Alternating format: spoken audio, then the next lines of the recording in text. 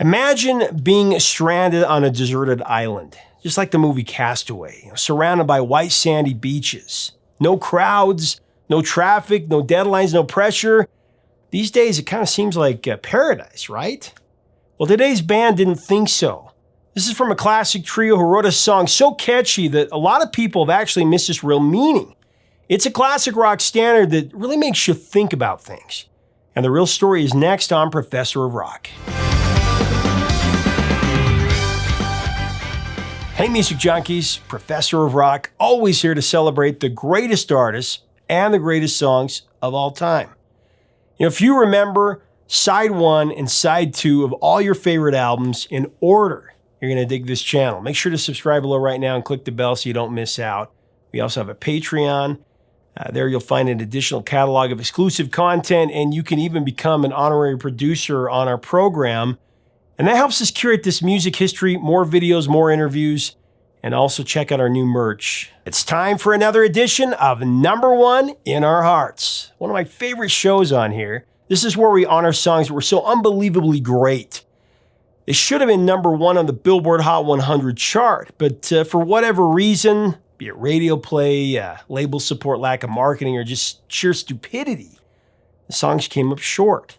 Previously, we've covered Under Pressure by Queen and David Bowie, Steppin' Out by Joe Jackson, and Tainted Love by Soft Cell. Today, we are giving the Police their 1979 classic Message in a Bottle, its total due, and we're inducting it into the Professor of Rock Hall of Fame, if you will.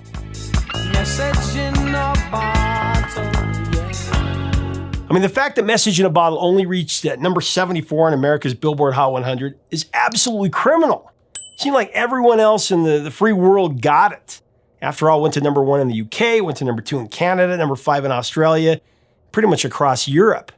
The Police had already made some headway in America thanks to a grueling tour that had them driving across the US in a Ford Econoline van. Their debut album, Outlandos de Amor, even reached number 23 in the States, and Roxanne came in at number 32.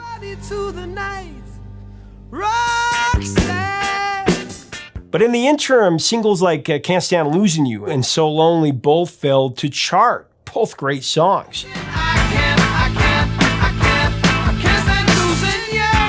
By the fall of 1979, the Police were surprisingly trending in the wrong direction in the United States. The Police were as perplexed as many of their fans. They were kind of disappointed. They had high hopes for creating buzz in America. Stewart Copeland figured that maybe their music was just too sophisticated or a bit too jangly for American airwaves. Sting said, "I think to have a hit single in America, the single has to obey a formula, and I don't think Message in a Bottle particularly fits in that formula." But I mean, that's no reason for us to be disheartened because, if anything, it makes us more unique.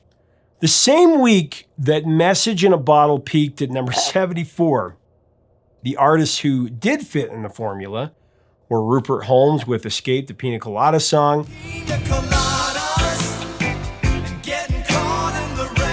Casey and the Sunshine Band with Please Don't Go,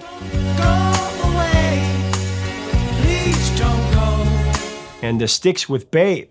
All of these were in the top 3 spots. Whenever I get weary and I've had enough. This was a moment when the 70s were all but over and the 80s had already begun, in my opinion.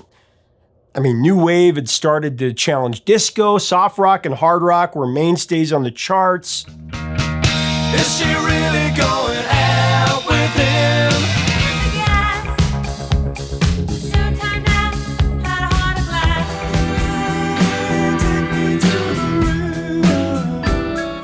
The songs on the charts were a mix of all of those genres. Even though their singles weren't making the impact at that moment, Sting was confident that the Police could make it big in America.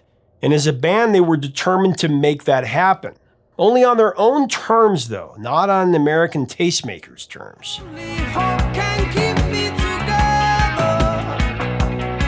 The Police, of course, stayed resolute to their sound. And like Sting predicted a little more than a year later, Americans started catching up. Zenyatta Mandata's the do-do-do-da-da-da-da, and of course, Don't Stand So Close to Me. Those both reached number 10 on the Billboard Hot 100.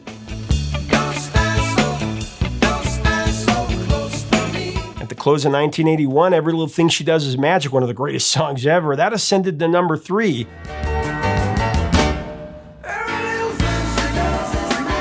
Americans didn't know it yet, but they were about to be attacked by this band and others. The first warning shots of the second British invasion had already been fired at this point.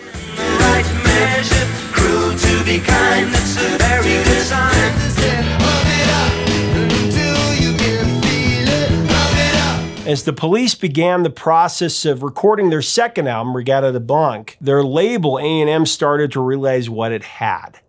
Wanting to maximize sales, they suggested the guys team up with a celebrated producer and record in a state-of-the-art studio. More industry oversight was their rallying cry.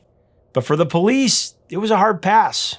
They decided to stick with Surrey Sound, where they had recorded Outlandos d'Amore. The guys were just figuring out their formula at that point. They didn't need a bigger studio or a more famous producer mucking it all up. Besides, they already had 3 producers in the band, and that was plenty.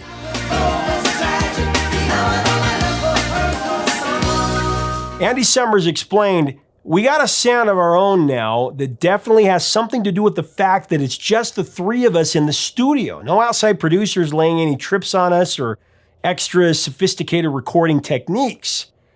That sound was a unique and funky fusion of hard-driving rock, Jamaican reggae, Britpop, and a new wave. And it was really working.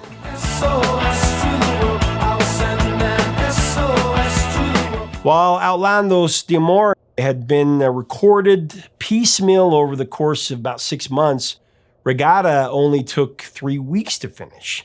The band even canceled 2 weeks of studio time. Copeland believed this remarkable efficiency came about because they knew each other's styles so well. After all, they'd been playing together constantly for the last 8 months. That was an advantage that they didn't have when they recorded their debut. Stewart Copeland recalls, by the second record, we were able to arrive at the arrangements quicker because we were much more familiar with each other's musical vocabulary. We just went into the studio and said, right, we've got the first song. Andy Summers would even say that extensive touring allowed them to treat their time in the studio just like another gig. So confidence was high, and even though there was a constant barrage of sarcasm, banter, and semi-serious fist-fighting in the studio, it was all part of the process, really. Arguments, wrestling matches, that only increased the quality of the music. Yes, that would be good, wouldn't it? That is until synchronicity. That's another story for another day. So as we go into the rest of the breakdown of Message in a Bottle, I do want to thank our sponsor, Zenni Eyewear, the glasses that I jam every single day. So with the holidays coming up, Zenni's, they make a great gift. You go to Zenni.com, you're able to customize your own frames and make sure that you add blue blocks to every frame that you order. Blocks protect your eyes against harmful UV and blue light that we all encounter from time to time. And it's been a game changer for me. I used to get headaches all the time, and that's now gone.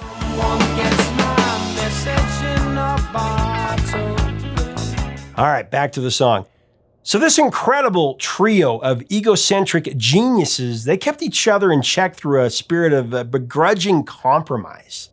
With the Police, there was this ever-present tension between criticism and collaboration. And the result was a much tighter, leaner sound. Regatta de Blanc was released on October 2nd, 1979. It stayed at number 1 in the UK for 4 weeks. And then the band set off once more for the States in hopes of winning them over once and for all. During a 1981 recording session for Ghost in the Machine, Sting stated that Message in a Bottle was the best composition that he'd ever written. He said, when I wrote Roxanne, I thought, I like that. It's really good. Will I ever write one better?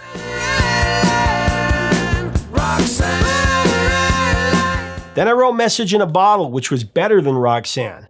My favorite song is probably Message in a Bottle because lyrically and musically, it's the most unified piece that I've written. Of course, that was back in '81. He's probably changed his mind.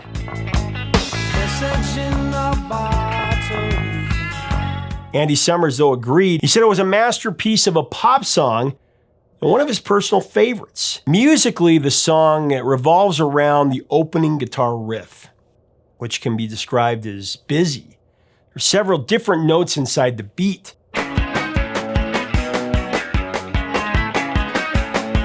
This busyness is an intentional contrast to the isolated setting of the song. It's intended to evoke the hustle and bustle of modern urban life. So apparently, Sting had been carrying this particular guitar riff around in his head for about a year.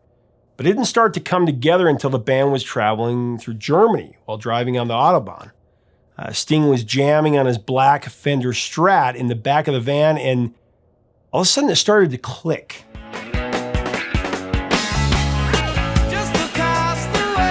Take a few false starts before he found the right subject matter for the lyrics. However, Sting remembers playing it over and over again for his dog in his basement flat in Bayswater. As he puts it, his dog would just kind of stare back at him with this look of hopeless resignation. Sting could see it in his dog's eyes. When are you going to put that guitar down and take me for a walk around the park?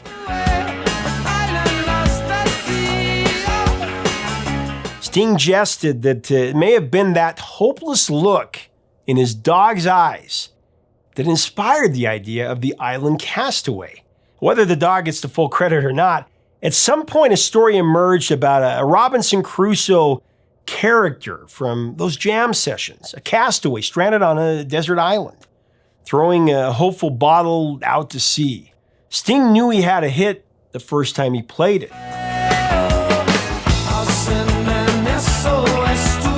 Message in a Bottle, it sits squarely outside the scope of a typical pop song.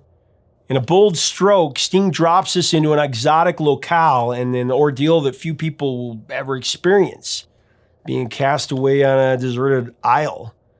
But the brilliance of the song, that comes from the deeper meaning beneath the surface. Its subject is something that all of us have experienced. Loneliness. As we picture what it might be like to wash ashore on a desert island, our curiosity is piqued. First glance, it's a blissful fantasy. You can imagine the sun and the surf, the white sandy beaches, no noise, no commotion, no stress. None of the stresses of modern life, as it were. For a moment, it seems like paradise. But the intrigue of the illusion, that washes away by the third line of the song. We discover that it's just another lonely day on the island for the castaway. In fact, he says that the loneliness is more than any man could bear.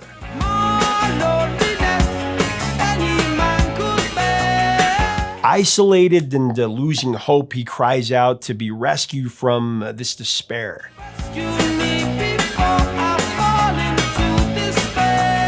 In a desperate act, the castaway delivers a letter into the sea. The chorus implies a hope of rescue from loneliness, and for the first time it mentions the title of the song. I'll send an SOS to the world. I'll send an SOS to the world. I hope that someone gets my message in a bottle. Someone gets my message in a bottle, yeah. Sting never does divulge what the exact contents of the message are, but since the song repeatedly refers to loneliness, it's fair to guess that that may have been part of it. Fast forward to the second verse, Sting sings, "A year has passed since I wrote my note." A year has passed since I wrote my note. We can sense that desperation mounting. The castaway is still on the island, all alone. He's still hopeful. He wants to believe that someone's going to read his message, and maybe that's all that's really keeping him together. But you get the sense from Sting's eloquent vocal, the hope seems to be slipping away, especially when he laments, "I should have known this right from the start." That's when you hear that desperation. I should have known this right from the start. And then we get this abstraction. Love can mend your life, but love can break your heart. And we realize that this song isn't just about loneliness. This castaway is crying out for love. He wants a lover to rescue him from a metaphorical island.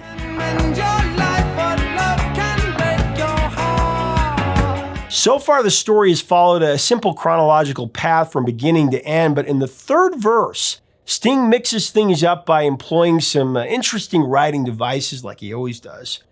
He uses hyperbole when he sings about 100 billion bottles washed upon his shore. Taken literally, that many bottles would cover the island and extend into the ocean beyond the horizon. But of course, by this point, we're deep into the metaphor.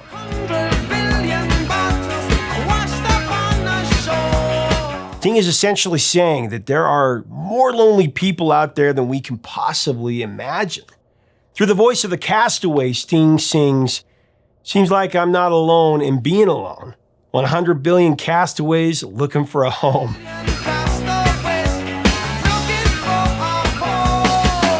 It's a sad irony just how lonely modern life can be. And that's how he felt in the late 70s. I mean, through technology and the media, I mean, they brought us closer together than ever before, but we still feel like castaways on our own desert island. We pass each other on the street, a lot of times without a smile, without a hello, without even a glance, because we're staring at our devices.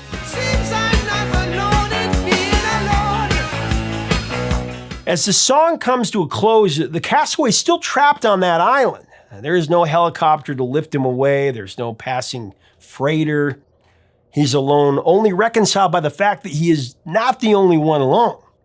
Sting doesn't offer an outright solution. He leaves us each marooned, as it were, on our own desert island, so that we can contemplate what to do about it. Maybe the implication is that love is what saves us.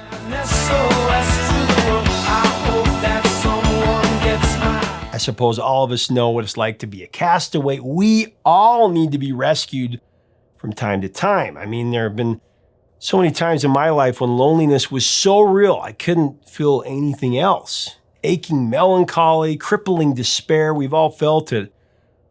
We all want to be understood. We all want to be accepted. We desperately need it. Being loved by someone else helps us to thrive. This song is a powerful reminder that we really do need each other. It has even more meaning after what we've faced over the last couple of years. We've all felt marooned in our own homes. There's a lot deeper meaning to Message in a Bottle than what I thought when I was a young kid listening to it, for sure.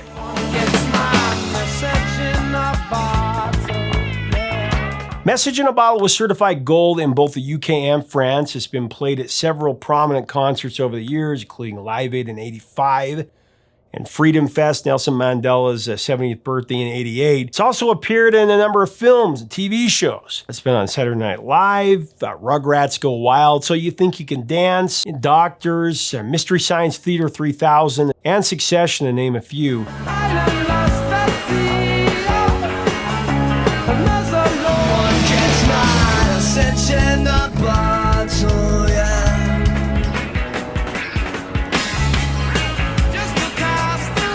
It was also used in season 3 of The Office at Phyllis's wedding, that episode.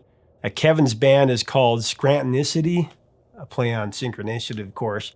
They do a few Police songs, including Message in a Bottle. It was also on Guitar Hero 2.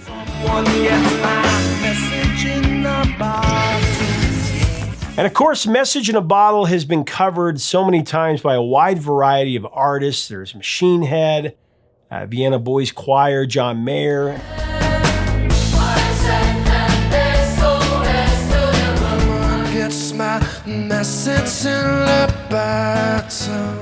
Actually, No Doubt and Sting performed it at Super Bowl 37 in 2003. Only hope can keep me together. 30 Seconds to Mars have done it, and Bruno Mars does a really cool version. No one gets my message in a bottle, yeah.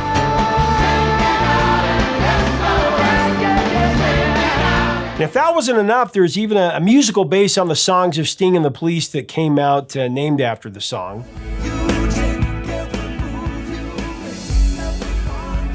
To paraphrase Andy Summers, Message in a Bottle was born in a moment that can never be replicated.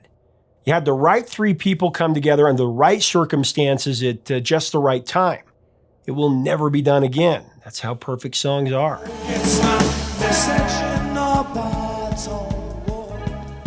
Andy Summers believed that if you write music that isn't true to how you feel, then there will always be a false note in that song somewhere. And eventually the audience is going to pick up on that. Ironically, the more disingenuous you are trying to please the masses or relying on algorithms or targeted marketing, your music will ultimately lose its commercial appeal. People crave authenticity. We need music that we can truly connect to. Only hope can keep me together.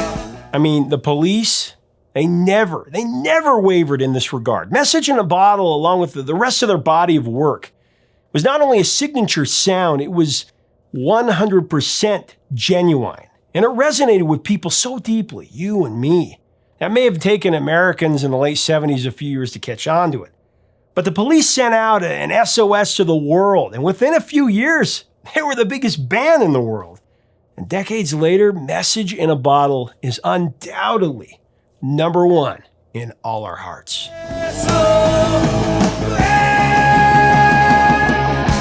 Make sure to leave us a comment about the Police and about Message in a Bottle.